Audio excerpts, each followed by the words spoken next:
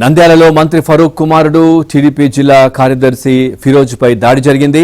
కారులో వస్తుండగా నలుగురు యువకులు అద్దాలను పగలగొట్టారు. వెంటనే అప్రమత్తమైన ఫిరోజ్ కారు దిగి దుండగులను పట్టుకునేందుకు యత్నించారు.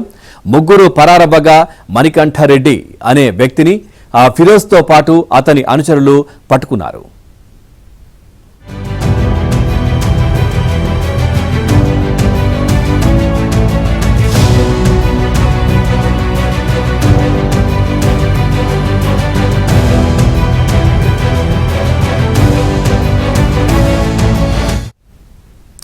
చూస్తున్నాం, నంద్యాలలో మంత్రి ఫరూక్ కుమారుడు టీడీపీ జిల్లా కార్యదర్శి ఫిరోజ్ పై దాడి జరిగింది. కారులో వస్తుండగా నలుగురు యువకులు అద్దాలను పగలగొట్టారు. వెంటనే అప్రమత్తమైన ఫిరోజ్ కారు దిగి దుండగులను పట్టుకునేందుకు యత్నించారు.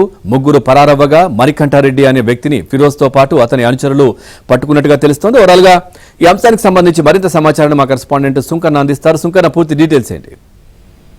అవును, మంత్రి ఎన్ఎండి ఫరూక్ కుమారుడు టీడీపీ జిల్లా ప్రధాన కార్యదర్శి ఎన్ఎండి రాత్రి దుండంగులు దాడికి యత్నించారు.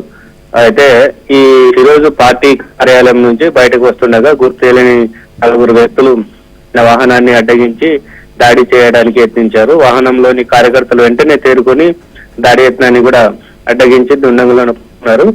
అయితే 1 టౌన్ పోలీసులు కూడా వెంటనే విషయం తెలియగానే సంఘటనా స్థలం చేరుని ఒక వ్యక్తిని కూడా అదుపులోకి తీసుకున్నారు.